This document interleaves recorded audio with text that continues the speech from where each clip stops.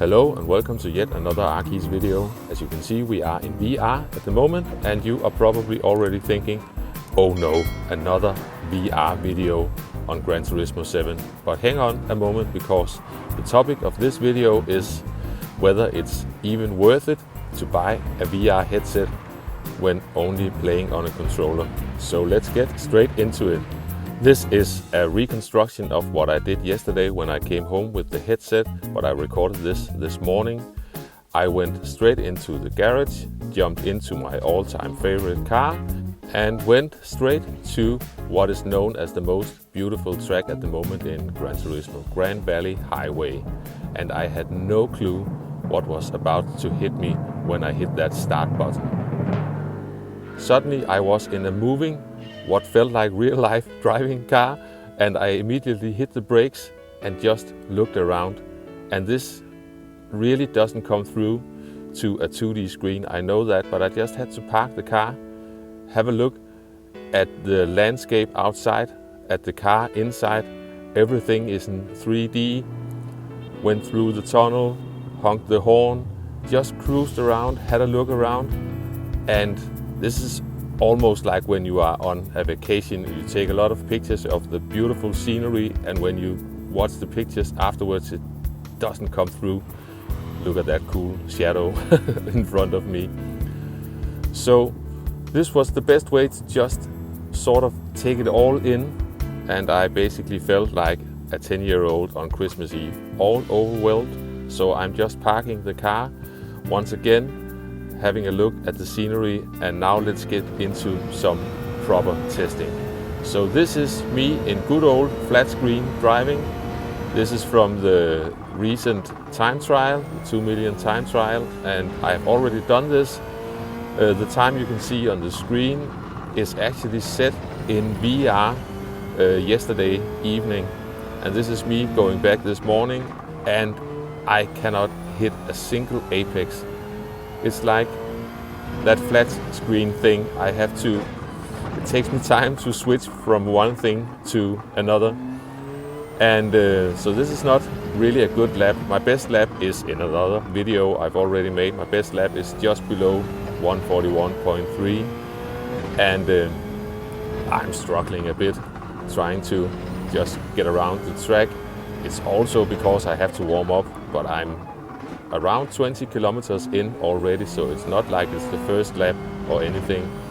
But as we finish this lap, let's get around these corners as well. Also struggling to get the car around this one, and we pass the line in a nice silver time, 142.5. So we are jumping straight into VR now.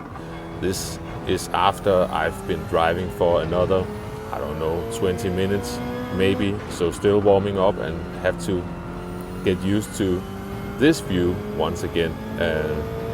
And still I had to mention that when you are actually in the headset, you have a lot more stuff going on at the corner of your eyes, so this doesn't justify it. And you can only see when I'm moving my head, but I'm actually moving my eyes. I'm looking into the corners. It's so easy with these long corners to see where you want to end up at the end of the corner. When you are on the flat screen, you more rely on acceleration markers when you know when it's safe to hit the throttle. Here you just aim for where you want to go, and it just feels more natural. I'm not saying that it's faster, and especially the alien guys who are really fast in flat screen. I'm not going to argue whether they will be faster in VR, but for an average guy like me, who is used to drive a normal car at normal speeds, getting all the elevation changes and all that stuff, it just makes it far more natural to get the car around the track. So let's get past the finish line and see what we've got.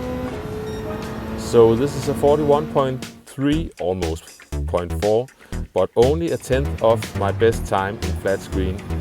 I also spent a couple of hours trying to redo the circuit experience on Nordschleife.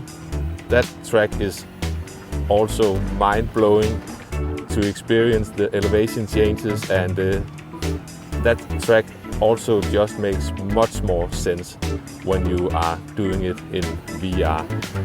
And the fact that you sit very far back and very low in the Group 3 cars, it all makes it more exciting. Now for something completely different. I felt like I also had to redo this one. This was the first really tough test once this game came out, and I think it felt like a nice touch to go back and revisit this one. And this was also mind-blowing. You're sitting at the very front of this old race car, you feel so vulnerable, and the scenery is just breathtaking. You cannot see it in this video, but the low sun and the drying track, you can see the puddles and trying to find the dry line around. It's just overwhelming, basically.